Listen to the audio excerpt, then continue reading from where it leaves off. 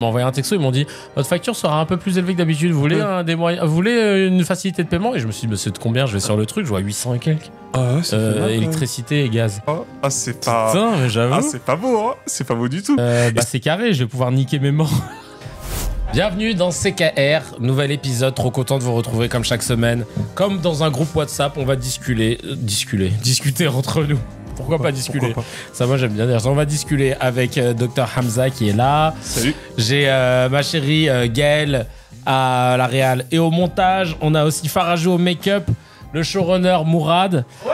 Et Mani sur la table, comme d'habitude. La fine équipe, le 5 de départ est au complet. On va parler de plein de choses et notamment du travail. Ça va être notre gros sujet. Et puis il y a aussi un truc un peu chelou. C'est un camoulox. On va parler aussi de quelqu'un qui est vraiment a fait des transitions improbables. Ouais, voilà, improbables. Mais avant, bien sûr, n'oubliez pas de vous abonner à la chaîne YouTube, de cliquer sur la cloche pour rien louper. Les épisodes sortent tous les mardis soirs à 18h30. Peut-être que je vais décaler à 19h parce que je me suis dit pourquoi 18h30. Voilà. J'ai voulu faire le mec community manager Zarma. Non, mais 18h30, j'ai calculé mon truc. Non, en fait, non. On va mettre ça à 22h. Non, je rigole. Non, peut-être 19h. C'est bien. Un truc rond, quoi. Ou 18h. Ou 18h, juste avant. Ouais, c'est vrai. Pourquoi pas. N'oubliez pas aussi que vous pouvez soutenir la chaîne en cliquant sur le bouton rejoindre. Ça nous permet de pouvoir continuer de faire ces émissions le plus longtemps possible. Et plus vous êtes nombreux à soutenir la chaîne, plus ça nous permet d'avoir encore plus de liberté, de pouvoir faire encore plus d'épisodes. Et l'avantage quand vous rejoignez avec le pack HMD, ben c'est 4,99€ par mois. Et vous avez la possibilité d'avoir les épisodes avant tout le monde, 24 heures avant tout le monde. Et aussi pouvoir nous suggérer des sujets, etc. Alors pour l'instant, j'ai pas encore trop capté comment marchait ce système de live chat avec juste les gens qui avaient... Mais on va le faire. Je vous jure que là je me mets dessus. Ça va, toi, t'as passé une bonne semaine? Ça va, je commence un petit peu, comme tu l'entends. Oui, alors, oui. Il avait mal à la gorge. Voilà. Oui, bon, ça passera, j'espère. Ouais. Mais j'ai passé un bon moment à AgroParisTech, où j'ai eu... AgroParisTech. Ouais, c'est une grande école, c'est comme les mines ou Centrale. Ou, ah oui, d'accord. Voilà, mais sur l'agroalimentaire, l'écologie, etc. Et j'ai fait une intervention sur le rapport entre sociologie et changement de comportement et psychologie sociale, etc. C'était trop bien. Les studios, ils sont géniaux. Ils ont kiffé, les gars, les élèves? Ils m'ont dit qu'ils ont adoré, en tout cas. Donc, ah, ça fait plaisir. Ouais, ça m'a vraiment touché. Mais c'était super, j'ai vraiment adoré. J'ai vraiment plaisir. Et c'est eux qui t'ont contacté, ils t'ont dit on aimerait bien. C'est que j'ai une amie, en fait, qui enseigne aussi là-bas. Elle m'a dit, vas-y, il faut que tu leur fasses un truc. Parce qu'ils ont des trucs très balisés, tu vois, en écologie, en agroalimentaire, en santé. Et ils aiment bien, l'école aime bien prendre des profils extérieurs qui sont dans des disciplines parfois un peu éloignées pour sensibiliser à l'innovation. Non, c'est très stylé, franchement. C'est un vrai prof, hein, voilà, pour ceux qui demandent. C'est pas. Pareil. Je me rappelais. Non, mais moi, ça va au théâtre, hein, comme d'habitude. Passeport d'Alexis Michalik, allez voir, hein, j'y suis du mardi au dimanche, j'y suis tout le temps, jusqu'au 30 juin, mais je kiffe. Ouais. Mais là, je viens de me souvenir d'un truc, je regardais le timing passer, et en fait, tu sais, moi, j'ai une montre, et j'ai une montre connectée, et là, je la prends parfois avec moi sur scène, et je la cache dans ma poche, pour pouvoir timer le spectacle, parce que moi je suis un maniaque du timing, pour qu'on puisse savoir où on en est au bout d'une heure, et machin, parce que c'est important, tu vois. Et sauf que là, comme on est dimanche et que c'est le dernier jour, on se revoit pas avant mardi. Et donc, j'ai mis toutes mes affaires dans le sac à linge sale. Et je me rends compte que j'ai laissé ma montre, en fait. J'ai handicapé. Voilà. J'ai laissé ma montre dans la poche et j'ai foutu un... Alors, j'espère qu'Isabelle, si tu nous regardes, que t'as fouillé les poches avant de mettre le truc dans la machine. Parce que sinon, ma montre est foutue. Voilà. Ouais. Non, après, c'est. Non, les water resist, c'est bon. Ouais, les water resist, normalement. Oui, mais bon, ça va être à 90 degrés. Je sais pas si ça va résister, ça, par contre, tu vois. C'est ça, hein. Non, bah voilà. Alors, Isabelle, si jamais tu regardes. Mardi, ouais, si. Ah bah oui, merde. Si jamais tu regardes mardi. Du coup, on fait comment? Bon, bah, en tout cas, Isabelle, si tu as songé, merci beaucoup. Et si c'est pas le cas, c'est pas grave. C'était une montre Garmin Venus 2 ou Venus 2S. Si jamais Garmin veulent... voilà, c'est une petite montre, n'hésitez pas. Et on vous citera à tous les épisodes. Je vais lire les réactions, les petits messages comme d'habitude pour commencer, de gens qui nous ont envoyé des messages trop sympas. Il y a Wisder9506 qui dit un grand merci pour cette émission. Il parle de l'émission précédente, la 12, pour cette émission très instructive. J'ai assisté au spectacle de Kevin Razi il y a 5 ans pour mon anniversaire. Et j'aimais beaucoup l'humoriste. Et bien j'aime autant le voir même plus. J'aime autant voir même plus le chroniqueur. Ah, je suis même pas le présentateur apparemment dans CK. C'est l'émission d'Hamza, moi je suis chroniqueur. Docteur Hamza. Il y a problème de ponctuation, non, c'est pas ça. Docteur Hamza ajoute vraiment un gros plus à l'émission. En tant que PhD, je trouve cela génial. Que des personnes qui ont un esprit d'analyse et un sens de la rhétorique aussi affûté soient mises en avant. Force et réussite à vous. C'est gentil. Merci beaucoup. C'est vraiment gentil. Ah, vraiment, merci beaucoup, ça nous va droit au cœur. Ça fait très plaisir. Franchement, j'ai rien à dire. C'est pour ça qu'on bosse. C'est exactement pour ça qu'on bosse. Il y a J. Ghost qui dit bravo à toute l'équipe, elle est super votre émission. Je trouve que ce serait cool une émission entre Samo du Moicast, Kevin et le Doc Hamza. J'en ai déjà fait part à Samo, il a dit qu'il te connaissait et qu'il était chaud. Et ouais, du Moicast, celui qui avait tweeté Macron par rapport aux 2 milliards pour la Guadeloupe, là, pour assainir l'eau. Grave, avec grand plaisir, très bonne idée. Il y a Thilo Dugo qui dit « J'aime encore plus Dr Hamza quand il est cynique. J'attends votre émission toutes les semaines avec impatience. Je mate sur la TV et je réagis à tout comme si j'étais avec vous. Parfois même, je bondis de mon canapé comme là avec cette loi qui n'est pas passée pour les 2 jours de congé de dysménorrhée. Atteinte d'endométriose, je leur souhaite des douleurs de l'espace à en crever à tous ces connards du Sénat. Voilà. » Et le message est passé. Ah, tu m'étonnes. Non, ça fait plaisir. Oui. Merci. Là, il y a Patricard qui dit la première fois que j'ai vu Kevin, c'était dans Error 404. Il jouait un général con qui avait pas la lumière à tous les étages. Et maintenant, je trouve qu'il illumine la cure générale. Oh, c'était méchant et puis après, c'est sympa. Ouais, grave. Ouais, parce que ce truc-là, ça date de 2013 en plus. Réti Fréti qui dit merci beaucoup pour cette émission. Enfin, des gens qui discutent des autres et de la société et qui ne passent pas leur temps à parler de leur petit monde d'artistes en se reniflant le yonf. Ah, ils ont entendu. On renifle. Il y a un yonf qui est devant nous quand même, mais c'est le seul qu'on renifle. Et il y a tout Pipo Inzaghi qui dit tout ce déluge de pensée de gauche, vite un petit coup de CNews pour me recentrer. Oui, là ça. T'as raison. T'as raison, oui. Oui, reste pas là. T'emmerdes pas. On passe à notre petite news HMD. Alhamdoulilah, la petite news qui nous fait plaisir quand on la découvre, on se dit alhamdoulilah. Le rappeur, alhamdoulilah, Dieu soit loué. Le rappeur Medine a sorti un communiqué pour indiquer que le tribunal d'Albi l'a relaxé face au parquet dans une affaire de provocation publique. Il n'y a pas beaucoup de médias qui ont relayé cette info. Évidemment, quand Medine n'est pas condamné, quand Medine est condamné, tout le monde relaie. Quand Medine est relaxé, oui, on va le mettre si on a de l'espace. De poids. Ouais. Tout ça. Donc, il y a eu pas mal de réactions. Serge qui dit bravo. Voilà. Oui. Il le dit. Merci Serge. Et Nilora qui dit félicitations, bravo, merci et soutien. Il y a Maël P qui dit pendant ce temps-là, Zemmour est multirécidiviste, lui, les fachos en sueur. Ah ouais.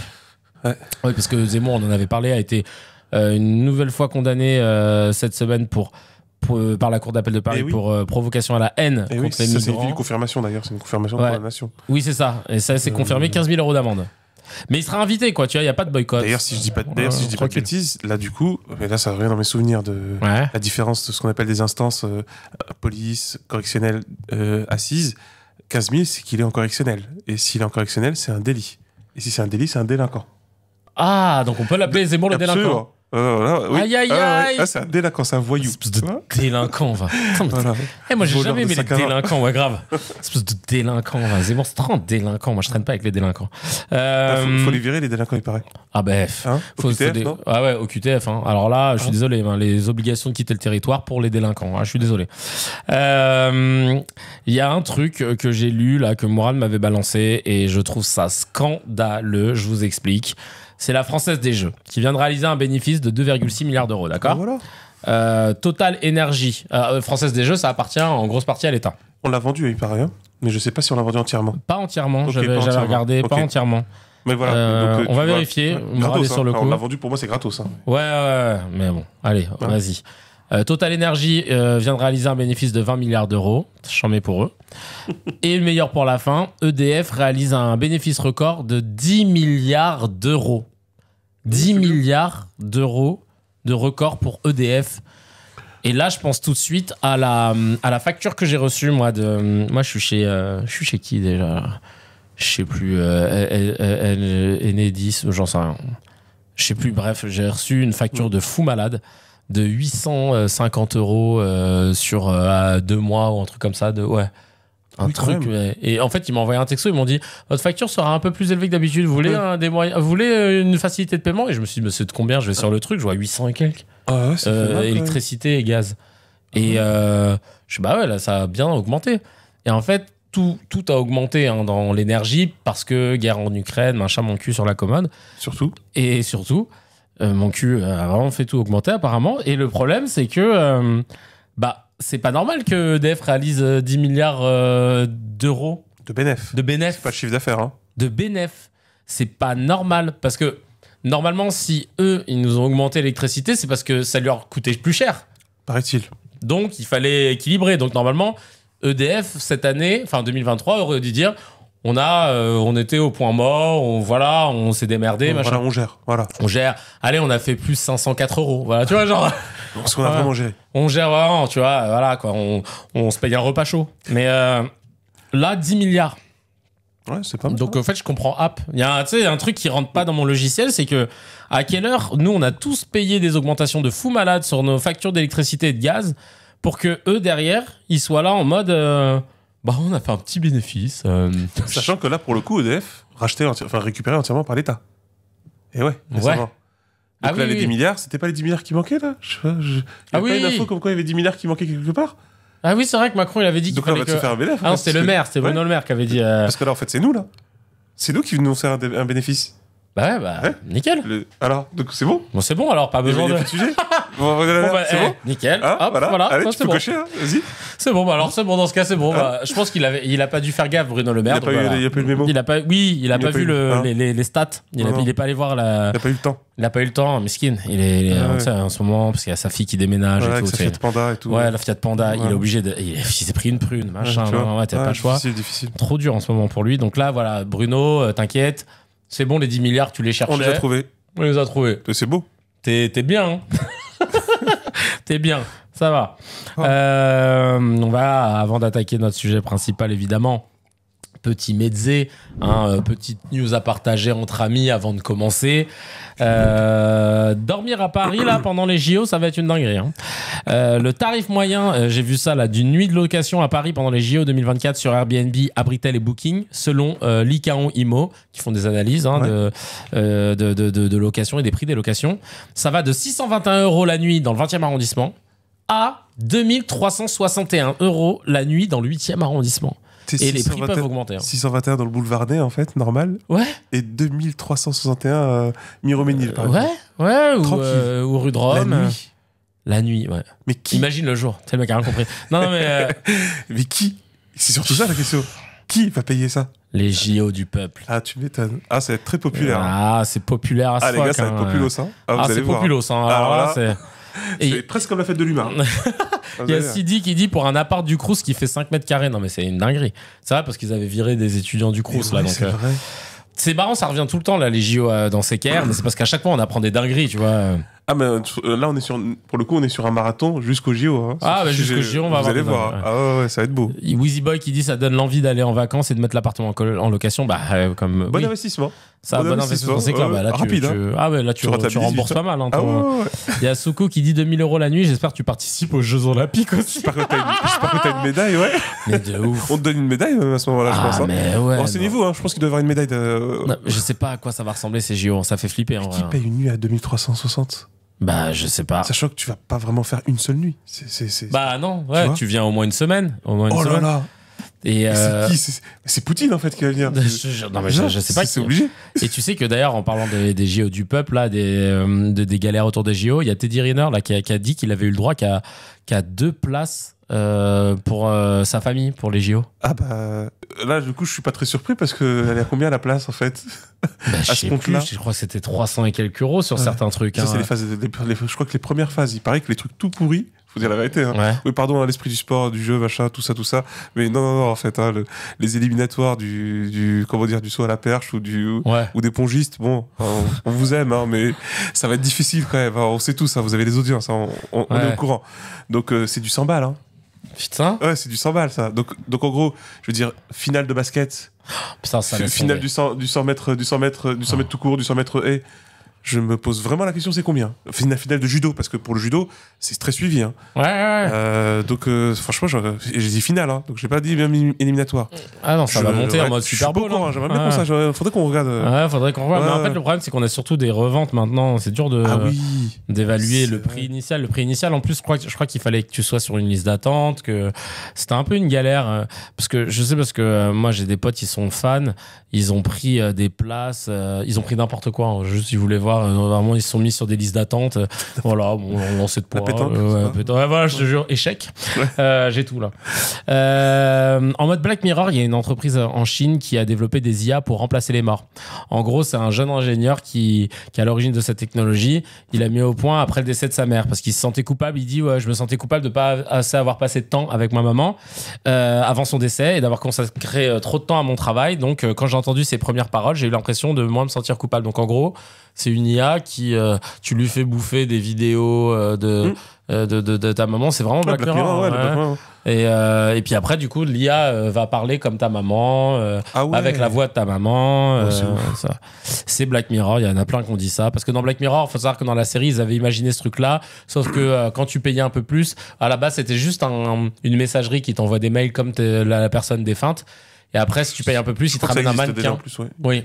Et c'est un mannequin, un humanoïde, qui est un clone de ta maman ou la personne décédée et qui vit chez toi. Mais tu sais que c'est pas un truc original de Black Mirror, ça vient d'un roman. Ah ouais ? Je suis pas très roman à la base parce que j'ai pas trop eu le temps pour ça, mais pourtant c'est vachement bien. C'est Ubik, UBIK. D'accord. C'est un roman d'un romancier de folie. Qui s'appelle comment ? Dans les deux sens du terme, Philippe K. Dick, D-I-C-K. Ubik de Philippe K. Dick. Ouais, voilà. C'est l'auteur de Minority Report. Ah. Ouais. Donc tu vois, en fait, il est super connu. C'est l'auteur du Maître du Haut Château. Ah. Ouais, non, on est sur quelque chose. On a commencé à regarder. Ouais, c'est. Quand j'ai commencé, on a fait 15 minutes. Mais c'est le truc si les nazis avaient gagné, c'est ça là. Et très bonne série. Et que les nazis s'étaient partagé la terre, excellent. Avec les Japonais. Avec la compatibilité de la société américaine avec le nazisme, c'est bien. C'est très intéressant, très bon. Ça faut qu'on regarde. Ah non, c'est en plus avec la question. Là par contre, on est clairement dans comment se matérialise une utopie. C'est-à-dire que quand tu imagines, parce que tu connais le vrai pitch c'est une vidéo qui circule. De quoi ? Le Maître du Haut Château. Ah, c'est ça la folie. Le pitch, c'est quoi ? C'était si les nazis avaient gagné. Non, ça c'est le background, tu vois, c'est le contexte. Mais l'intrigue majeure, c'est quoi ? C'est qu'il y a une vidéo qui circule. Qu'Hitler cher, parce qu'Hitler il est vivant, en bonne santé, il est même vieux, tout va bien. L'Allemagne n'a jamais été aussi puissante dans le monde. C'est un truc de fou, hein, par contre, trop puissant. Et ils ont bien montré ça. Même les Japonais, en fait, ils sont alliés, mais petits alliés. Hein. Ils se font éteindre technologiquement et tout. Et en fait, il y a une vidéo qui circule. C'est quoi cette vidéo ?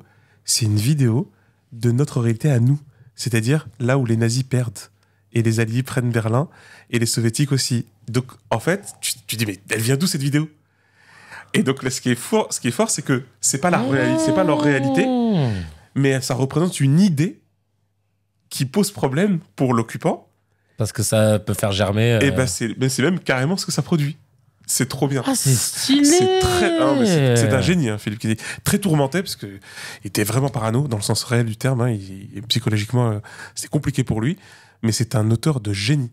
Et Ubik, c'est un tout autre roman dans un sorte de futur un peu dystopique. Et c'est un truc où en fait on maîtrise la télékinésie, la transmission de pensée, etc. D'accord. Et du coup, en fait, les gens, lorsqu'ils meurent, en fait, ils ont en fait une sorte de pré-mort. Ouais, c'est comme si en fait que biologiquement ça se voit que ça tient plus, donc c'est pas grave, on les met dans une sorte de coffre. C'est un peu bizarre parce qu'on est directement dedans, ils expliquent pas trop comment ça se fait. Et en fait, les personnes restent encore en vie par conscience pendant des années et des années après. Et ça, c'est pour que tu puisses... Donc, il y a toute une industrie où tu vas visiter tes presque morts, en fait. Et tu leur parles, ils te disent des trucs, etc. Et tout. Donc, tu vois, et ça, c'était dans Ubik, il l'écrit dans les années 70. Putain, mais Tu vois? mais tu m'as chauffé de ouf, là, Ah ouais. maître du Haut-Château. Mais c'est Non, ton père, en plus, qui nous en avait parlé. Il regardait ça. Philippe Cadic, c'est un auteur génial. Et Franchement. tu sais que plusieurs scientifiques, moi j'ai découvert Philippe Cadic par un physicien. C'est un physicien Ah ouais qui te dit, oui, c'est comme dans le livre de Philippe Cadic, il te parle de vérité scientifique, il te dit, sur le multivers et tout ça, il dit, bah, Philippe Cadic, il a bien illustré dans le livre Le Maître du Haut-Château, je vous recommande de... Et je fais, ah ok, je vais regarder. Et ah ouais, non, c'est ultra intéressant. Bon, on note. C'est à lire, c'est vraiment... Ubik n'a toujours pas été produit en film ou en série, ça serait très stylé. Parce si, du coup, Maître du Haut-Château, c'est en série. Non, oui, ça c'est Le Maître du Château, mais Ubik, l'autre roman. Ah, pardon, oui, Ouais, c'est Cadic, l'auteur, pardon. Oui, Ubik. Ubik, ouais, exactement. C'est comme là, j'ai vu qu'ils allaient produire un. C'est Dune aussi. C'est lui aussi qui est à l'origine de Dune, si je dis pas de Dune. bêtises. Mais oui, il me semble que c'est lui qui est à l'origine. Je vais vérifier, mais je suis quasiment sûr. Ouais. Ah ouais, c'est pour ça. Non, non, c'est. Dune, non, parce que c'est là, Blade Runner. Dune épisode Blade Runner, 2, c'est on sûr. l'a vu, c'était incroyable. Blade Runner, c'est sûr. Voilà, Blade Runner, c'est sûr. Donc peut-être que je confonds. Frank Herbert. Donc voilà, Blade Runner, c'est sûr. C'est Ok. Blade Runner, c'est Blade Runner. D'accord. Ah, c'est Blade Runner, c'est pas Non, Dune. Blade Runner, c'est Elise et Moon. Ah, mince. Donc, t'es le mec qui s'est Ah, gouré bah, sur toute la ligne à chaque. J'étais à une petite annonce près. Voilà. Bah écoute, on va noter. C'était Blade Runner, ouais, c'est bon, c'est moi. C'est bien Blade Runner, hein, c'est ça. Ouais, c'est un auteur, t'as vu, en fait, ça a influencé la pop culture. Bah c'est ça. Le cinéma, Philippe c'est Cadic. ouf. Mais pas Philippe tout le monde le Cadic. connaît. Il est carré, lui. Oui, il était américain, il était communiste.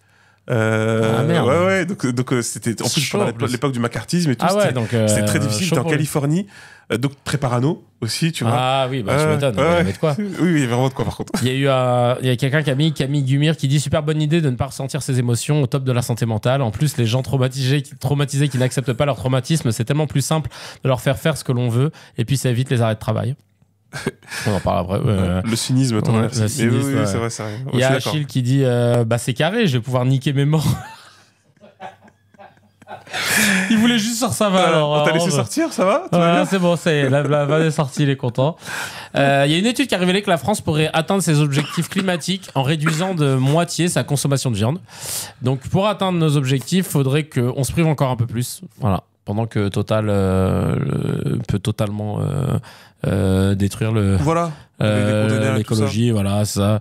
Le petit problème avec ce genre d'études, c'est en réalité, bon, déjà, c'est pas faux, hein, c'est pas tout à fait faux. Oui, parce que en fait, l'élevage Ouais, de bovins, intensif etc., et tout, c'est ouais. intensif, ça pollue énormément. Grosse C'est ce qui, dinguerie. c'est ce qui pollue un des trucs qui pollue le plus dans notre pays, du moins. Mais tu peux le faire avec plein de choses. Eh oui, tu peux le faire vraiment avec beaucoup de choses. Faut dire la vérité. Hein. Bah, pareil, faut manger moitié moins de légumes. Hein. Ah ouais? Bah oui. Bah, agriculture intensive, vous allez voir. Hein. On va se retrouver avec le même problème. Le blé intensif, pareil. Donc, en gros, c'est vrai. C'est tout ce qui est intensif. Ah bah oui. Et malheureusement, nous avons beaucoup trop mis en place un système général d'alimentation de nos sociétés développées. D'hyper-industrialisation, d'hyper-consommation. C'est ça, ouais. Donc, en fait, c'est pour ça que j'ai envie de dire, moi, voilà, c'est pas pour, c'est pas pour se dédouaner, mais encore une fois, revenir par ordre de priorité, parce que c'est ce qui est nécessaire, comme le disait un auteur, le nom me revient pas, mais il faut faire très attention à ne jamais se retrouver dans une situation où urgence et importance se retrouvent au même moment. Tu vois, en gros, il faut toujours s'occuper de ce qui est important et qui n'est pas urgent pour éviter de se retrouver dans une situation où ce qui est important devient urgent. Parce que tu pourras quasiment jamais le gérer. C'est vrai. Alors, faut dire la vérité, on est dans une situation où c'est un peu les deux, là. C'est vraiment urgent et important. Hein.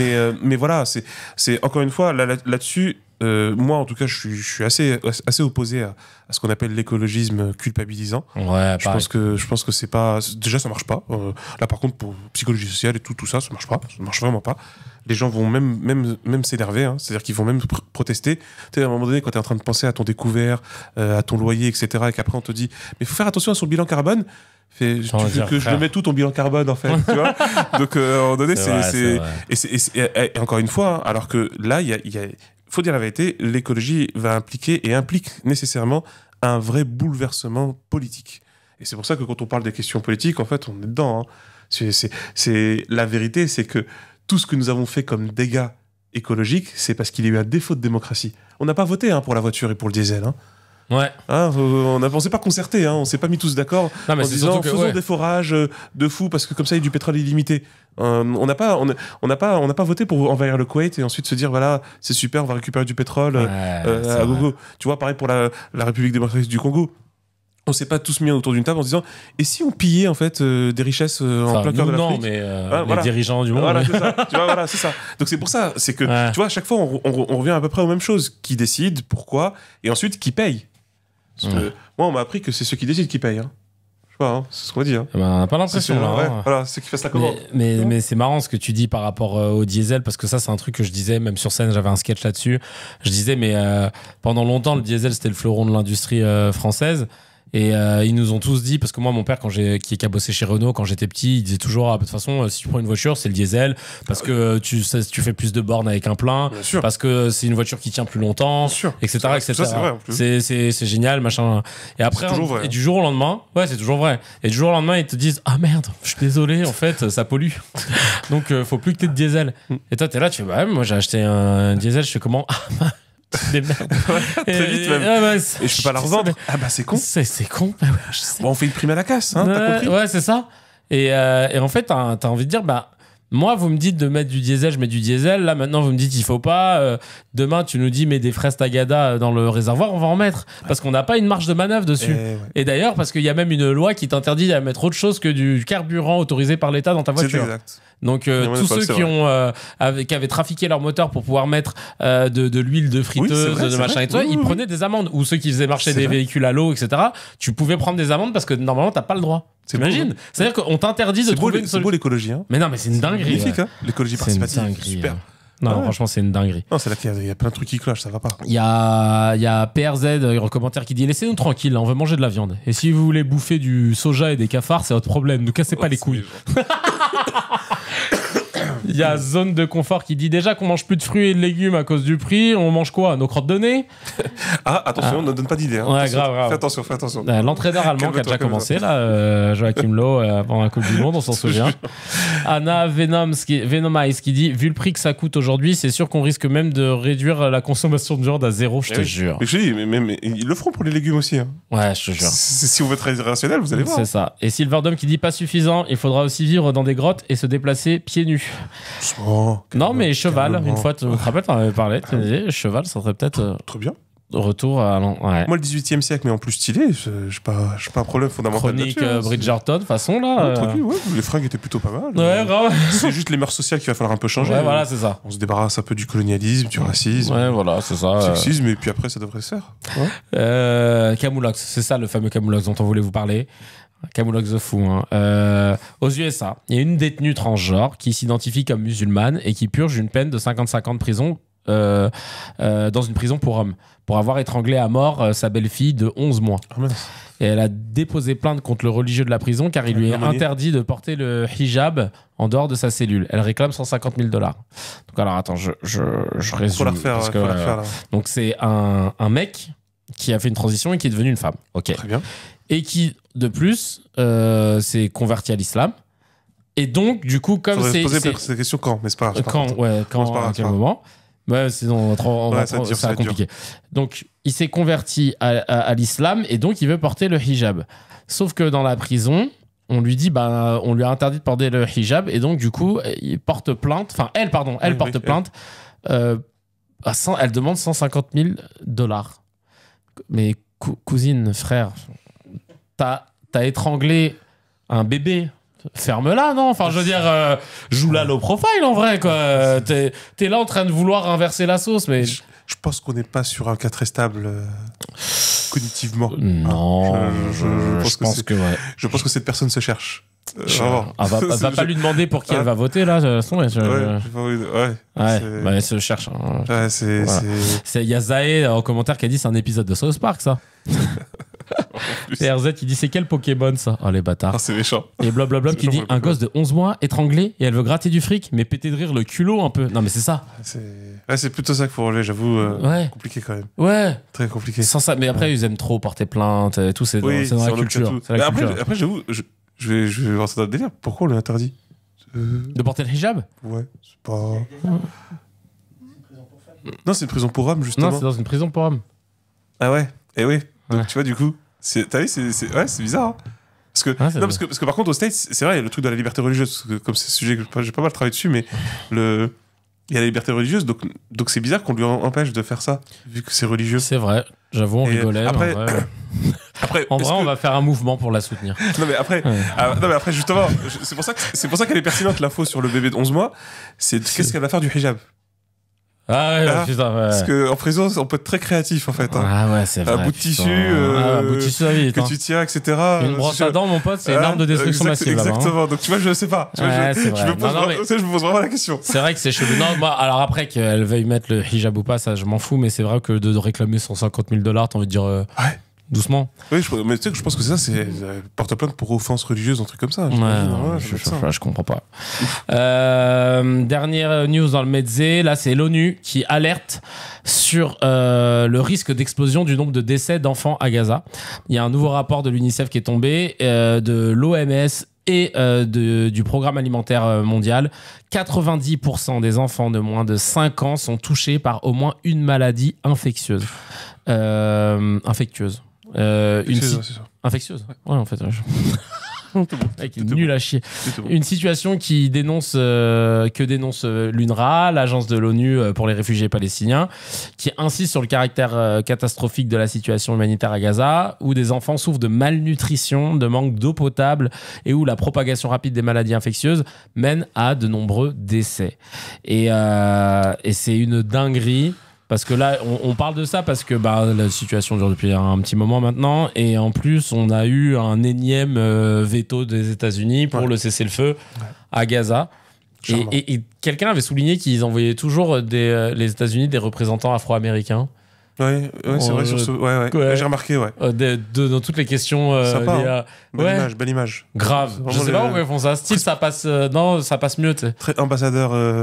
Benetton. Ouais, je te jure. Alors qu'en fait, c'est toujours eux qui se tapent le sale boulot, en fait. Ouais, pour le coup. Mais non, mais là, c'est chaud. Très sale boulot. C'est très sale. Hein. C'est chaud. Et en fait, pourquoi je vous parle de ça ? Parce qu'il faut en parler. C'est chaud, mais c'est surtout que dans les commentaires, il y a quelque chose qui était très intéressant. Il y a quelqu'un qui a mis. Le fait, les gens, ils ont soulevé l'ONU alerte. Il y a Kumbis qui a mis l'ONU alerte, mais après ça, il se passe quoi ? Qui fait quoi ? Ça me fout la haine. Il se passe rien. Hein. Et il y a Anan qui dit ok, c'est bien et alerter, ok, mais quand ils vont passer à l'acte, quand vont-ils passer à l'acte et stopper ce massacre ? C'est ça en fait, c'est parce que vous alertez en fait l'ONU. C'est chaud ce qui se passe. Et thermomètre. C'est chaud. Vraiment, c'est le thermomètre. C'est ça. Il est 15h40. C'est une horloge parlante. C'est là pour te rappeler l'heure en fait. C'est super, génial. Je veux dire, quand De Gaulle il appelait l'ONU ce machin. Il l'appelait comme ça. Il l'appelait ce machin. Il a toujours détesté l'ONU. Ah ouais. Ouais, parce qu'il disait c'est un truc américain en fait qui sert les intérêts américains et quand ça sert pas les intérêts américains, les Américains empêchent. Voilà. Voilà. Donc il appelait ce vaste machin et encore à l'époque il y avait des résolutions qui parfois fonctionnaient. Hein. Mais là.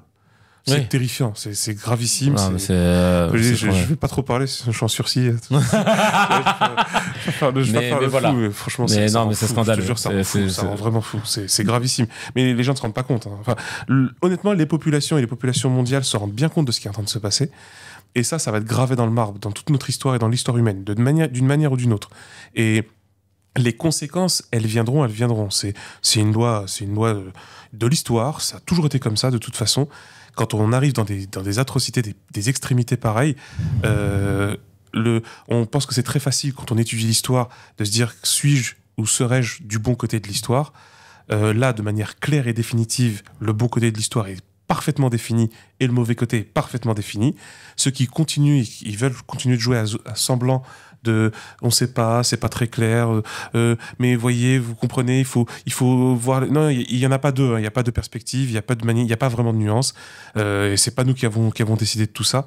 Mais franchement, la question des conséquences, elles vont être très lourdes et très douloureuses. Mais bon, voilà, on fera une vidéo sur ce sujet réservée aux membres du pack HMD. Ça, c'est bon, ça. Donc allez-y, abonnez-vous parce que cette vidéo elle sortira pas publiquement, donc surtout pas. Donc on pourra faire une petite vidéo spécialement pour nos membres du pack HMD, donc abonnez-vous parce que comme ça on pourra parler entre nous. Section la nouvelle séquence créée par Mourad Mokadem, ce génie, no comment. Je lis des actus et on n'a pas le droit de les commenter. Parce que là, on a commenté. Maintenant, on n'a plus le droit. Voilà. Bon, c'est parti. Vous êtes prêts ? Allez, il y en a 3. Non, on en fait 2. Marine Le Pen et Jordan Bardella ont déjeuné avec Alice Weidel, Qui c'est Alice Weidel? C'est la présidente de l'AfD. C'est quoi l'AfD? C'est le parti allemand d'extrême droite.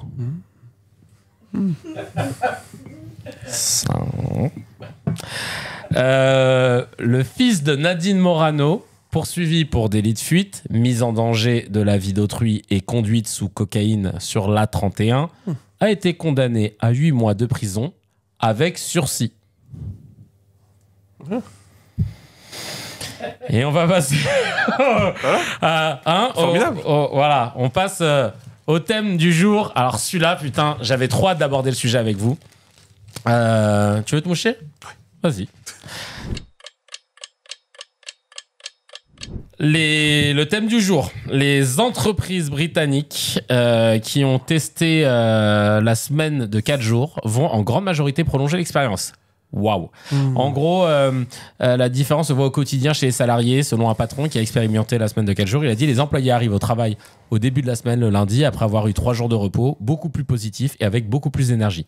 Il y a 9 entreprises sur 10 qui souhaitent conserver la semaine de 4 jours parce que leur chiffre d'affaires a augmenté de plus de 2%. L'absentéisme a fortement baissé, moins 66%.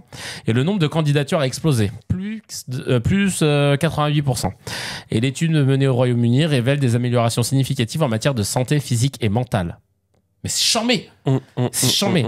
Et il y a un patron en fait en France qui l'a mis en place. C'est le patron des magasins LDLC, c'est le magasin d'high-tech. C'est ça. Et tous les employés travaillent 4 jours par semaine, 32 heures. Et tout va mieux dans son entreprise. Et je trouve ça trop bien parce que franchement, alors il y en a plein qui ont réagi, hein, comme Sramurai qui dit voilà des projets constructifs qui font évoluer la société, ça change des débats sur l'uniforme scolaire, le SNU ou l'abaya. Et il y a Alex qui dit et oui, c'est ça la vie en équilibre entre travail et vie privée. En fait, moi, je vais te laisser la parole sur ce sujet. Moi, je voulais revenir sur un truc que j'avais observé qui est très triste, qui est très lié au salariat, tu vois. C'est que j'ai l'impression que les gens, ils commencent le travail lundi en se disant putain, vivement le week-end.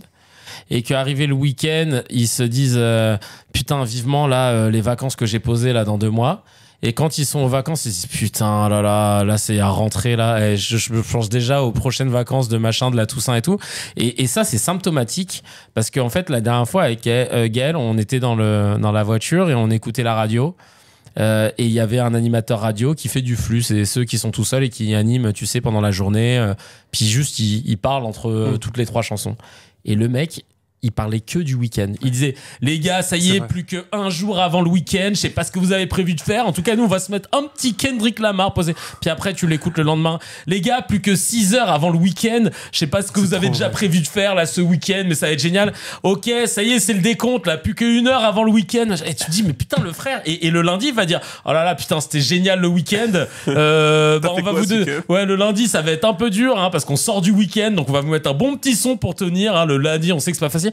Et tu te dis, putain, mais toute la vie, elle est orientée autour de dire quand est-ce que c'est que le week-end ou quand est-ce que sont tes... Et donc, ben ouais, en fait, je pense que la semaine de 4 jours, là, 32 heures par semaine, je trouve ça chambé, en fait. Je trouve ça chambé parce que on est matrixé par nos jours de repos et en fait, le travail, on le vit même plus. Enfin, c'est vraiment juste une tare, tu vois. Il y a même plus cette notion de dire que t'es constructif, que t'es créatif, que tu fais quelque chose. T'es juste en train de faire des décomptes de week-end. Ouais. Et ça me dégoûte, en vrai. Ça me dégoûte. Putain, c'est le mec qui pète un peu tout ça. Non, mais vraiment, ce truc de week-end, moi, ça me met l'angoisse maintenant. Mais c'est un vrai sujet, hein. C'est un vrai gros sujet et c'est super intéressant. On va pas pouvoir tout aborder, mais j'ai envie de dire, on peut prendre 2 aspects. Le premier, on va le faire un peu, je pense que ce serait pas mal de voir le côté un peu technique, tu vois, parce que c'est bien, j'ai compris que les gens, des fois, ils ont besoin que ça soit progressif. Tu vois, on va faire ça doucement. C'est bien, tu commences à comprendre ta commu, quoi. Ouais, voilà. Faut l'aménager un peu.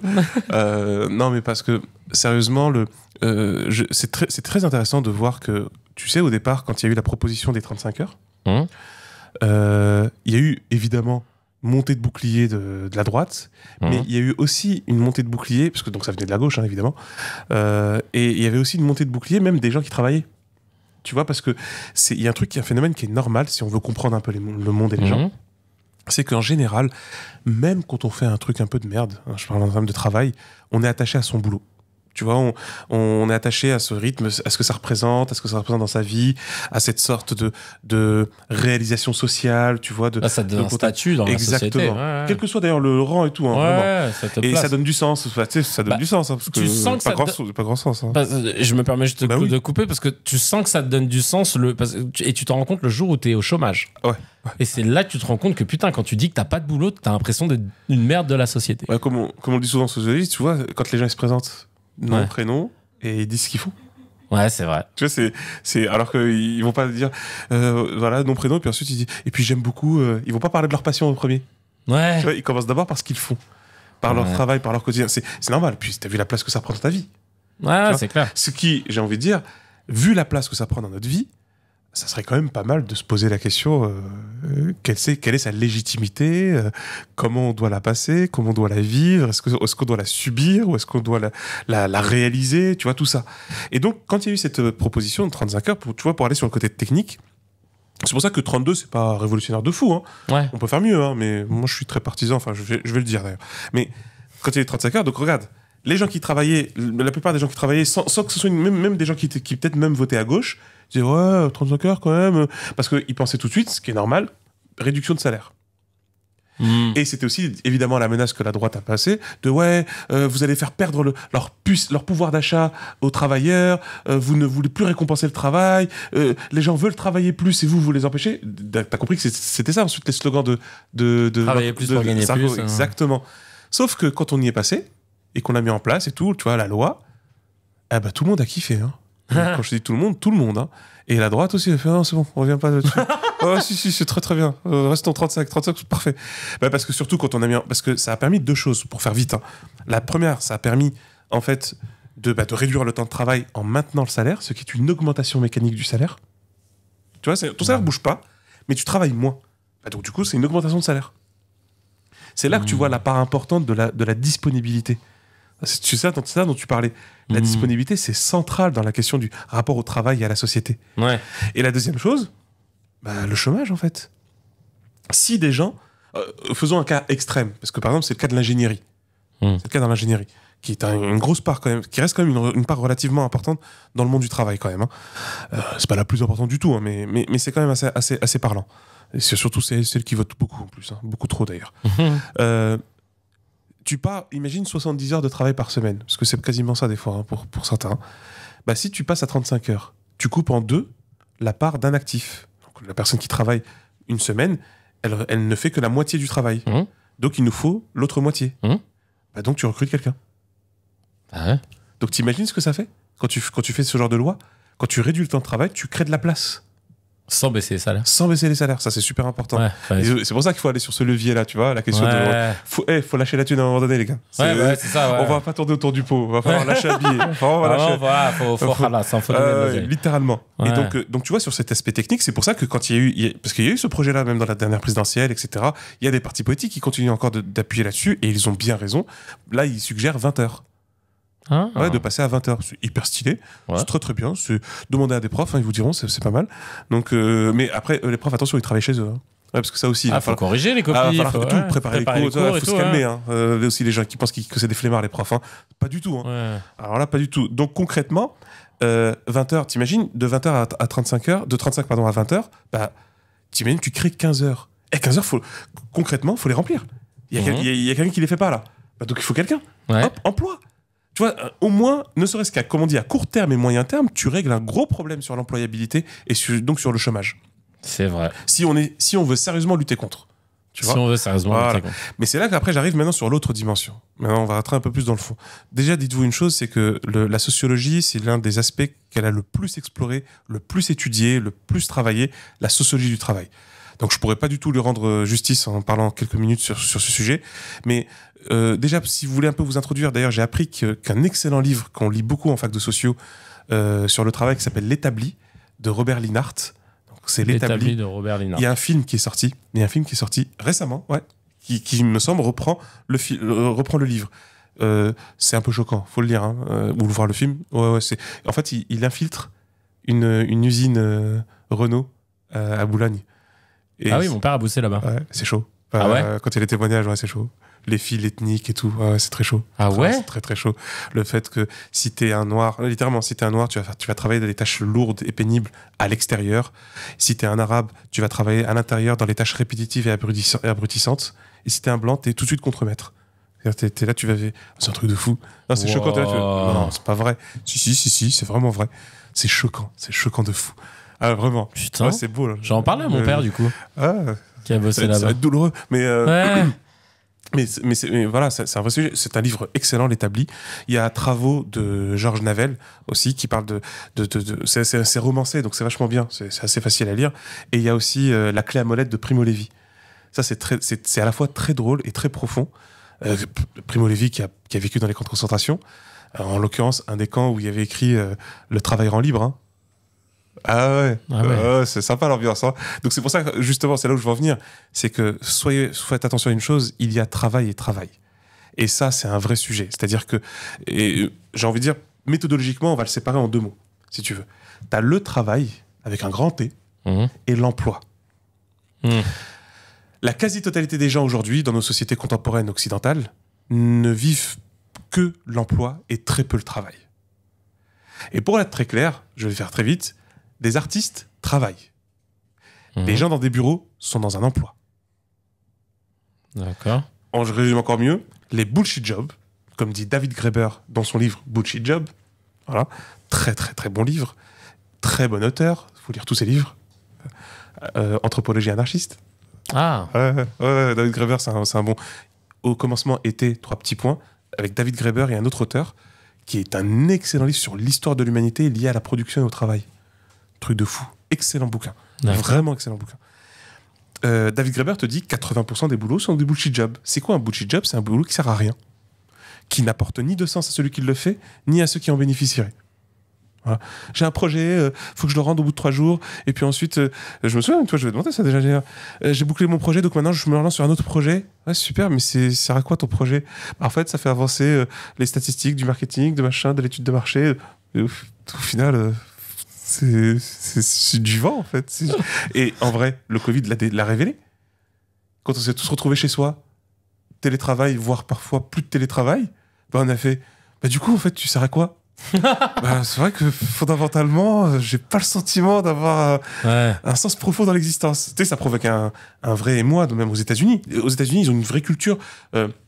En France, c'est particulier, mais je dirais pourquoi. Aux États-Unis, c'est culture protestante, j'en avais un peu parlé. Donc, c'est une culture qui magnifie le travail. C'est pas compliqué pour eux. Il y a que le travail qui compte. Là, pour le coup, c'est le sens de la vie.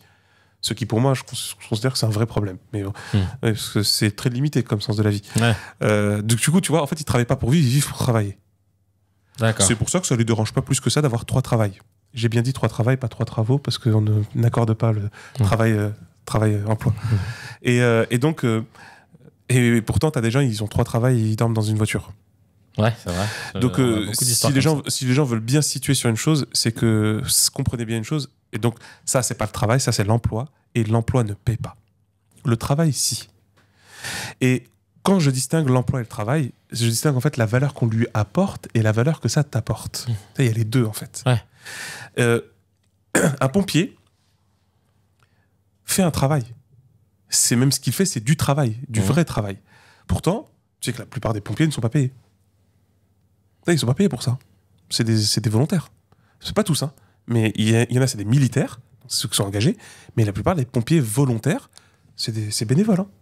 C'est de l'association. Ouais, j'avais rencontré un gars qui faisait ça. C'est des dédommagements et tout, mais encore. Hein. Donc quand ils manifestent, parce qu'il y a des problèmes de véhicules, de matériel, de conditions, même au niveau social, quand même, ça serait peut-être bien de les écouter ou d'envoyer les CRS quand même. Hein. Putain, ouais. Or, eux, c'est the travail en fait. C'est-à-dire que, allez, je pose même pas la question de comment il s'épanouit le pompier quand il fait ça, mais déjà je sais qu'il est en train de me sauver ma vie en fait. Ouais, donc déjà merci, en fait, grand merci pour toujours. Et à partir de là, c'est là que tu poses la question. Tu vois, tu te dis, et pourquoi ce travail n'est-il pas rémunéré ? Et c'est pas une raison que lui il accepte de le faire sans être payé. Ouais. Parce que tu vois, c'est ça en fait. Et ça, tu le retrouves dans tous les travails qui ont beaucoup de sens. Tous les travails qui ont beaucoup de sens, les gens ne sont pas là pour l'argent. Les profs, les soignants, les pompiers, et il y en a plein d'autres. Mais c'est des personnes, ils sont là, c'est pas une question de thune. Tu vois, en fait, en gros, l'argent est plutôt là pour qu'ils... si on les paye, quoi. Dans le cas où on les paye, c'est pour payer le loyer et tout. Parce que malheureusement, la passion ne fait pas payer les factures. Sinon, ça serait magnifique. Ouais. Et tu vois, et donc tu comprends en réalité que là, le travail est loin de l'emploi. Ouais. L'emploi, c'est une logique où, en fait, où tu vas, toi, être employé par quelqu'un pour rendre un service à quelqu'un. Plus ou moins, c'est plus ou moins dégradant ou plus ou moins digne. Ah oui, parce que c'est et là c'est ce qu'on appelle, on est dans le schéma le plus extrême du capitalisme avec l'ouvrier, tu vois. Mais attention, il y a des ouvriers 5 étoiles. Les ingénieurs, c'est des ouvriers 5 étoiles. Attention, un ingénieur, quand il ne compte plus ses heures comme ils aiment bien dire, ben c'est un smicard le mec quand il fait ça. Après, il dit ouais, mais je cotise en sup, voilà. Du coup, j'aurai une meilleure retraite. Ouais, mais faudra que tu sois sûr d'être vivant en fait, hein, et d'être en bon état, hein, tu vois. Et en fait, tu vois, c'est tout ça que ça interroge, le truc de travail et emploi. Le travail, c'est pour ça que les créatifs, les artistes, souvent des fois même ils se mettent dans la merde. Hein. Je pense que tu dois le savoir, oui, hein, parce que passion. Tu vois, je suis pas là parce que c'est une question de thune. Mais j'aimerais bien que ça rentre, tu vois. Mais je fais pas ça pour une question de thune, je fais ça parce que j'aime ça. Et moi, ma conviction, avec pas mal de sociologues, de passé comme présent et j'espère bien futur, c'est de se dire que l'objectif, c'est que plus de gens vivent le travail et non pas l'emploi. Mais pour ça, c'est vrai que ça implique pas mal de transitions. Quand on a évoqué le revenu universel, qui n'est pas le revenu de base à la droite tarée, hein. Non, c'est où on supprime toutes les prestations sociales pour te dire tu te démerdes, on te donne 500 balles, vas-y, allez, débrouille-toi. Non, c'est pas ça. Non, c'est pas ça du tout. Là littéralement, si on veut utiliser d'autres mots, c'est une rente, en fait, c'est une rente nationale. C'est-à-dire que le pays te donne de l'argent parce que t'es là. Ça paraît bête, hein. Ouais, mais parce que quand t'es là, c'est déjà très bien. Parce que qu'est-ce qu'on a dit quand on a parlé de la démographie ? S'il y a personne, il n'y a plus rien. Ouais, c'est ça. C'est tout simplement ça. Hein. Ça paraît bête. Hein. Et encore une fois, quand on a un petit peu, ou quand on a même pas mal, on consomme. Et ouais, donc on fait. Et de toute façon, si tu consommes pas, t'investis. Donc à la fin, on gagne tout le temps. Ce qui est fou, ce qui est complètement dingue, c'est que les gens arrivent à croire, ou à se faire croire, que si on leur donnait plus d'argent, cet argent, il va se perdre. Tu sais, dans des trucs obscurs, éternels. Non, en fait. Littéralement. Tu sais, il dit, ouais, mais moi, ça me fait chier qu'on donne des allocs à un connard de 20 ans qui va jouer à la PS5 pendant des heures. Et alors ? Vous croyez qu'il va le manger, l'argent ? Il va l'utiliser, cet argent-là ? Si vous êtes à la gloire du capitalisme, comme vous semblez être vachement attaché, vous inquiétez pas, il va consommer comme un porc. Hein. Et s'il va consommer, t'inquiète pas, ça va faire rouler la machine. Et donc, tout le monde profitera. Tout le monde profitera, en fait. Et donc, c'est là que tu comprends, alors que les stratégies d'appauvrissement que nous vivons aujourd'hui, parce que les salaires diminuent globalement tous, ce qui est désastreux, 80% des gens qui travaillent touchent moins de 3 000 euros. 50% des gens qui travaillent touchent moins de 1 550 euros. Mais c'est dément. Or, et c'est là qu'on arrive t'arrives à une conclusion. Donc, 80% des gens sont obligés de travailler. Ouais. Je suis désolé, mais c'est un nom, être obligé de travailler. Hein. L'esclavagisme. Ça porte un joli nom. Hein. Ah bah oui, je sais que ça les heurte quand on dit ça, mais en fait si, je suis désolé, je vous réveille de vous faire tomber de votre lit, mais c'est ça. Et arrêtez de croire que... Alors, même si c'est bien sûr réel, arrêtez de croire que l'esclavage, c'est simplement les champs de coton avec des fouets à l'ancienne dégueulasses par des cultivateurs de champs de coton dégueulasses à la Django. D'accord ? Ça, c'est une des modalités d'esclavage. Hein. Mais la vérité, c'est qu'il y en a des milliards. Franchement, il y en a des milliards des modalités d'esclavage parce que c'est malheureusement une horreur qui est trop vieille dans l'histoire humaine. Et quand tu penses à ça, c'est que... Et il y avait des esclaves, comme le disait très joliment et très justement Malcolm X, les oncles Tom. Les nègres de maison. C'est-à-dire, c'est comme Samuel L. Jackson. Mais littéralement. Et en vrai, comme je sais que ça avait fait polémique, comme le film très intéressant, Le Majordome. On est parfaitement dans ça. C'est que tu manges à la table du roi. T'es propre. Quoi, le gars, il se fait pas fouetter, les mecs. Hein. Il se fait jamais. Il se fait même pas insulter. Tu vois, en tout cas, dans la maison. Peut-être que dehors, il passe 2-3 rednecks, ça va partir en vrille. Mais littéralement, tu vois, il est bien traité. J'ai une bonne pension. On me traite avec respect. On me donne de quoi manger, j'ai une très bonne chambre. Je suis pas dans une hutte chelou. C'est quoi ça ? C'est pas un salarié dans de bonnes conditions de salariat ? Ouais, c'est vrai. Tu vois ? Et donc, parce que ça, on revient sur la fable du loup et du chien. Le loup et le chien. Fable trop importante. C'était quoi déjà?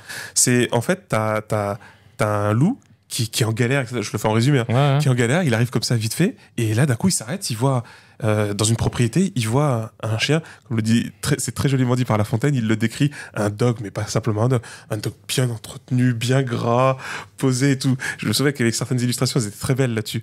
Et parce qu'il le montre même avec un chapeau, tu vois, le chien. Et là en fait, il regarde le chien, il s'arrête, il fait hé, ma foi, t'as l'air en bonne forme, hein. Ça, t'es tranquille, hein. T'es bien, bien. Et là, le dog lui dit oui, j'avoue, tranquille, ça se passe plutôt bien, bonne condition. Il dit bah vas-y, explique-moi, parce que moi je suis entre deux plans galères, j'arrive pas à bouffer. Il montre parce qu'il montre qu'il a la peau sur les os, il est là, ça va pas du tout, tu vois. Ah, c'est la galère. Et donc il dit vas-y, explique-moi, c'était un truc, je suis preneur, hein, là-dessus, je vais pas faire mon difficile. Et il dit ah bah attends, tu veux que je te raconte? Ah mais moi, à peine je lève la patte, j'ai un truc à bouffer, hein. Et je suis servi, ils anticipent même mes désirs, ils me donnent ce que je veux, j'ai même un endroit où je loge très bien, tout confort, ils m'ont même donné un nom, je suis trop tranquille, etc. Enfin, super, tu vois. Et le chien il dit ah bah c'est super, mais vas-y, on fait comment? Le loup, tu sais, le loup il dit mais on fait comment pour être dans ce truc très stylé? Ah bah tu sais, je peux te pistonner, hein, tu vas venir comme ça, je vais te mettre bien, tu vas voir, ça va être très tranquille. Donc il commence même limite à le suivre, et puis il fait pardon, mais c'est quoi ce truc que t'as là sur le cou? Et c'est trop bien fait, il fait non mais c'est rien, c'est un détail, c'est 3 fois rien, t'inquiète pas, ça passe, tranquille. Ah mais c'est bizarre ce truc là, parce qu'en plus ça a l'air de t'irriter un peu le cou quand même. C'est quoi? Explique-moi. Ah, c'est un détail, tu vas devoir aussi le porter aussi, mais il dit comment ça je vais devoir le porter? Ah, c'est le collier parce que j'ai une laisse. Ah ouais? Oui, je suis attaché de temps en temps, mais les avantages, oublie pas les avantages quand même. Et là, t'as le loup qui dit ouais, mais non, ça c'est mort, mon gars. Ah, ça c'est mort. Ah ouais, je vais pas être sa chienne. Donc on dit ouais, voilà, ouais, je vais pas. Donc non, c'est mort, laisse tomber. Et là, en fait, il se barre, en fait. Et c'est La Fontaine, on est à l'époque. En plus, c'est juste l'émergence. On est à fin 17e, début 18e. C'est tout juste l'émergence de la bourgeoisie. C'est la bourgeoisie qui va créer, qui va passer de l'esclavage à l'emploi. Hein. Ouais. C'est elle qui va créer ça. Oh, un contrat de travail. Ah, t'es plus esclave? Oui, pas de problème. Contrat de travail. Ouais. Ça t'ira? En fait, la laisse, c'est le CDI, quoi. C'est ça. Et ça pose de vraies réflexions. Je sais, des fois, certains, ça peut les choquer, même quand on pense ça, mais comprenez bien, c'est la question de l'enjeu. Marx l'avait écrit, etc. Mais parce qu'il faut bien comprendre, c'est qu'à un moment donné, relisez la définition juridique du salariat. Hein. La définition juridique du salariat, c'est lien de subordination d'un employé avec l'employeur. Ah ouais. Subordination, c'est violent quand même. Hein. Ah, c'est pas. Putain, mais j'avoue. Ah, c'est pas beau, hein. C'est pas beau du tout. Et c'est là, tu vois, donc là, je l'ai dit un peu en substance, travail et emploi. L'idée, c'est que. Donc c'est pour ça que même quand les gens, ils pensent tout de suite, quand on dit revenu de base, tu sais, ah, bah si les gens, ils ont des prestats, si les gens, ils ont des grosses allocations chômage, en fait, ils vont glander. Mais déjà, c'est faux. Je veux dire, mais c'est faux, en fait. Hein. Mais c'est vraiment faux. Concrètement, le pire des cas qui peut arriver, c'est que quelqu'un, il se met en mode flemme pendant 2 semaines. Et dès qu'il commence à sentir qu'il va tomber dans les pommes juste par son odeur d'inactif ou de flemme, il va commencer à ce serait peut-être bien que je me bouge un peu, que je fasse un truc. Et en fait, il faut comprendre que ça stimule, c'est le contraire. Quand on pense à la question de prestations, etc., de travail, quand on est dans un travail libre, moi à chaque fois je prends cet exemple-là quand j'en parle aux étudiants, tu prends un cas, tu vois par exemple les séries télé et plus particulièrement les mangas. Ouais. Tu vois que, par exemple, tu as des mangas qui sont produits, et comme il y a des gros fans, il y en a même énormément, il faut quand même un petit peu de temps pour que, même quand des gens ils sont abonnés, hein, ils sont abonnés dans des plateformes ou quoi, mais même avec ça, quand un manga il sort au Japon, bah, les gens ils veulent vite avoir le numéro. Ah, mais les gars, faut le traduire. Ouais, bah, t'inquiète pas, t'as des fans mordus de fou, qu'est-ce qu'ils se disent? Ils apprennent le japonais, travaillent, ensuite ils adaptent leur japonais avec les mangas, ils se mettent à lire à fond. Ensuite, ils se disent les gars, moi je suis chaud, je vous traduis le manga là qui vient de sortir. Il va le traduire. Donc en plus, là quand je te parle même dans l'époque des années fin 90, au début d'Internet, il y avait des mordus qu'est-ce qu'ils faisaient? Ils traduisaient, ils écrivaient ça dans un fichier texte, ils l'incrustaient pour le synchroniser avec un fichier vidéo, donc l'anime. Et dans l'anime, en fait, tu vois d'un coup les sous-titres parfaits et ils se corrigeaient entre eux. Ensuite, hop, à la commu, comme on dit, hop, il balance. Voilà l'épisode traduit à même pas J+1. Non, même pas, vraiment, même pas J+1, sincèrement. Et qu'est-ce qu'ils disent, les gars? Un simple merci, ça fait plaisir. Imagine, c'est un travail professionnel, ça. Ça, des gens se font payer pour ça. Il y a des boîtes, hein, The Dubbing Brothers, par exemple, qui est une boîte... Ouais, Dubbing Brothers, ouais. Mais t'es payé pour ça. Hein. Ouais. Et ben, eux, ils font ça. Tranquille. Tu comprends, c'est ça la passion. C'est ça le travail. Et si on cultivait le revenu de base, le revenu universel, appelle-le comme tu veux, rente magique, comme on veut, je m'en fous. Un fan, s'il se dit, ben moi, je peux faire ça à fond, j'ai pas besoin d'aller bosser chez McDo ou je ne sais quoi, ou faire un bullshit job, parce que j'adore ce que je fais et je vais continuer de le faire. Parce que c'est bon, j'ai de la thune qui me permet de payer mon loyer et de me mettre plutôt bien. De vivre dignement. On va revenir sur cette question de vivre dignement, en fait. Hein. Le droit à un logement digne, le droit à vivre tout court, en fait. Parce que c'est pour ça qu'on est forcé de travailler. Ah oui, enlève le loyer. Enlève à tout le monde le loyer. Tu vois, les gens... Ah bah du coup, je crois que je vais pas continuer à travailler dans ce truc de merde, en fait. C'est clair. Et puis le connard N+1 qui me parle mal, là, matin, midi et soir, je vais l'envoyer bouler, tiens, pour une fois. Bah ouais.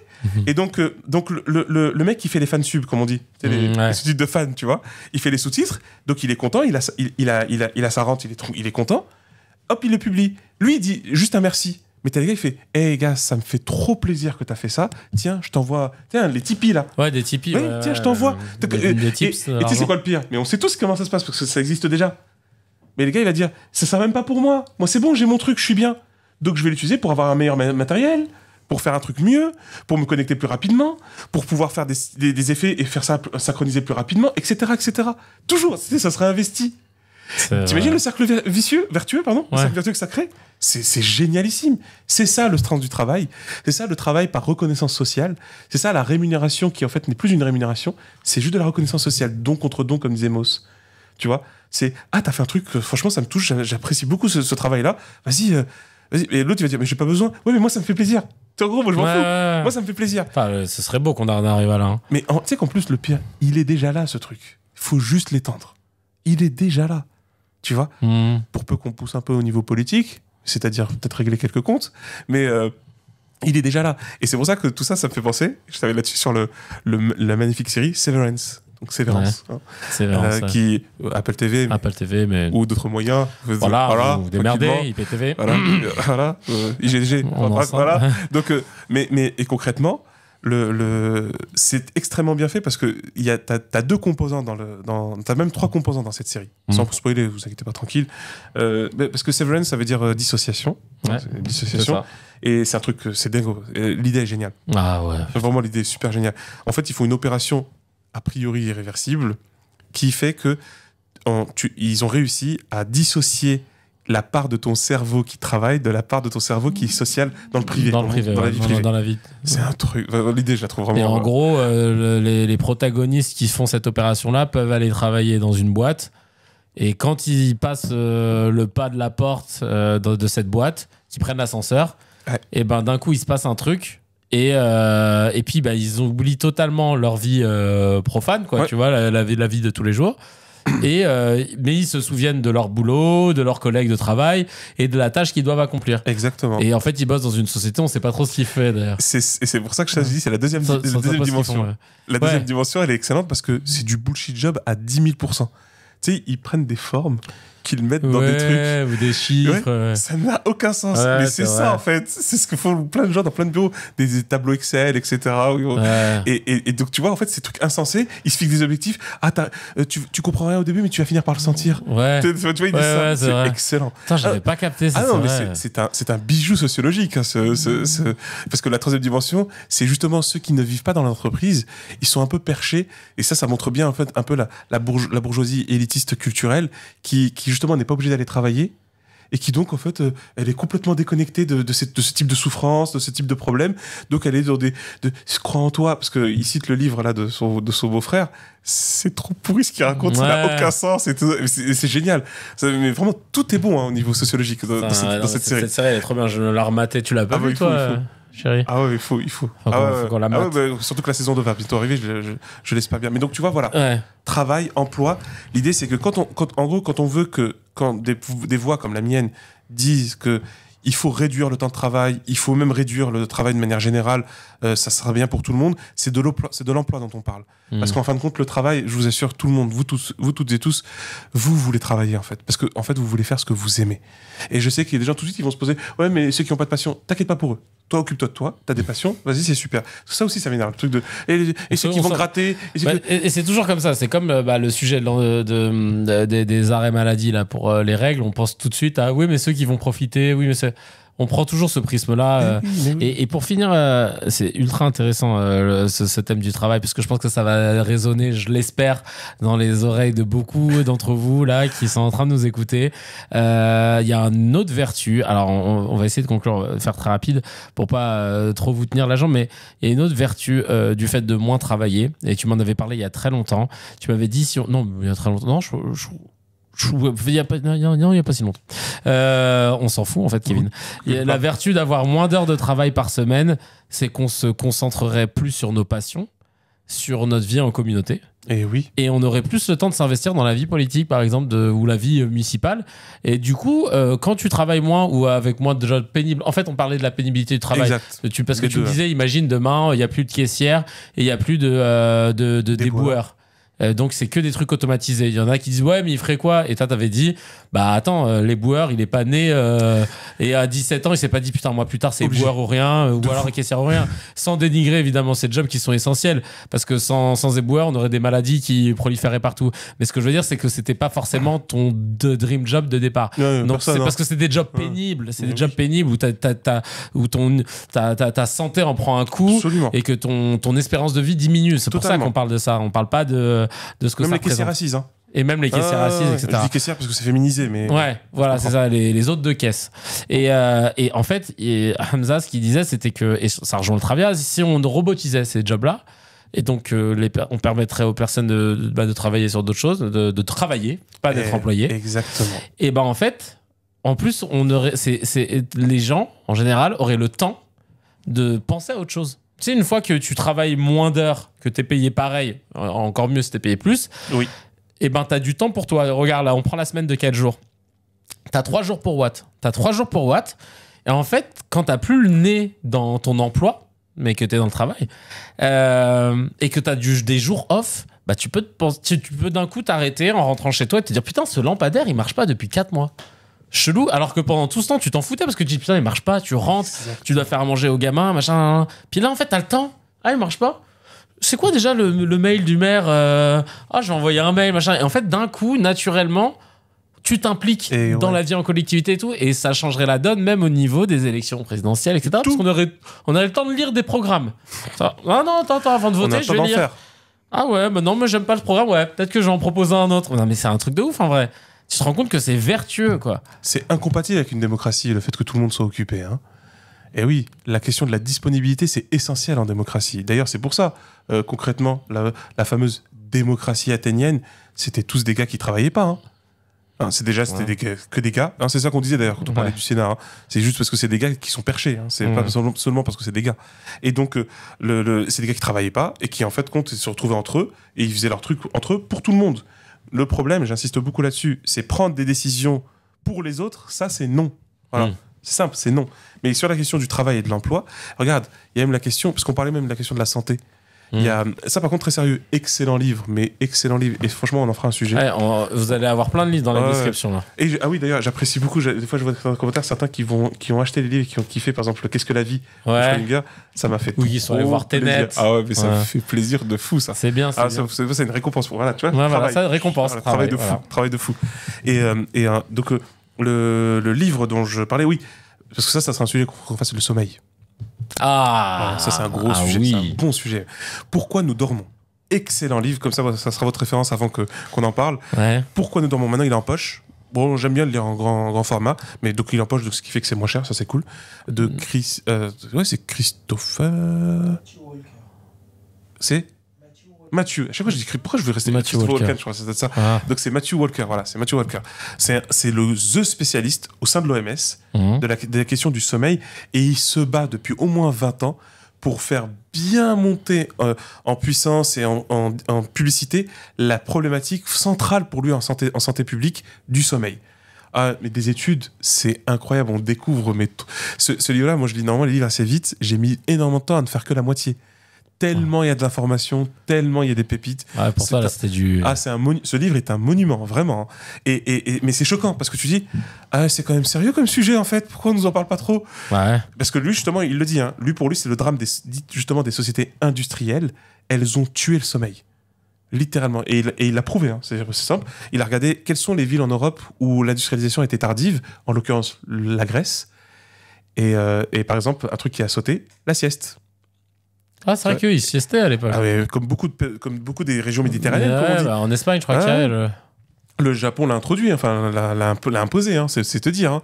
Ah, eux, ils sont rationnels, donc ils réfléchissent un peu. Ouais. Et tu sais qu'en plus, on en parlera aussi, c'est qu'il y a la sieste et puis il y a la pause de sommeil. Tu sais, le truc, tu te réveilles en pleine nuit et puis tu restes un petit peu, et ensuite tu redors. Ah, c'est un truc de fou, ça. C'est une pratique assez ancienne. Hein. Il y a tout un truc là-dessus.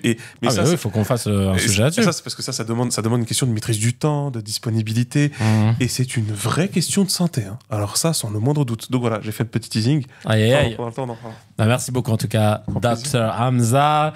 Abonnez-vous et suivez-nous sur tous les réseaux, sur toutes les plateformes, pardon, parce que vous pouvez... C'est marrant parce qu'il y a quelqu'un qui m'a envoyé un message en me disant « Kevin, je pense qu'il y en a plein qui sont dans mon cas. Franchement, les vidéos YouTube, j'ai pas le temps de les regarder. Ça m'arrangerait que ce soit sur un podcast et je pense pas être le seul. » Ben, cousin, c'est sur Spotify, Deezer, Apple Podcast. Mettez des étoiles, mettez des 5 étoiles, abonnez-vous. C'est super important, ça nous permet de remonter dans l'algorithme. Et on se retrouve chaque semaine. Et en plus, il y a un gros sujet qui va arriver. Et n'oubliez pas surtout d'aller suivre toutes les personnes qui travaillent sur ce podcast. Gaël Cani-Cagnan, la chaîne YouTube Maskoff, nouvel épisode qui est sorti d'ailleurs au moment où on vous parle. Peter Vallier, hockeyeur, qui est interviewé où les athlètes font tomber leur masque. Allez suivre. On a bien sûr Farajou, Make-up, gros. Il y a du lourd qui arrive, vous le savez. Allez suivre à fond. Il y a du très très lourd, je peux pas en dire plus. Et Mourad Mokadem, le showrunner, évidemment. Il y a du très lourd aussi qui arrive. Parce que il est fort. Ouais, voilà, parce que ils vont aller au parc là avec les enfants et après ils font les courses. Donc ça, là, c'est du très très lourd parce que caddie, pack de lait, tout ça va être les grosses courses. Donc allez suivre, ça va être du très lourd et on se retrouve la semaine prochaine, ça fait trop plaisir.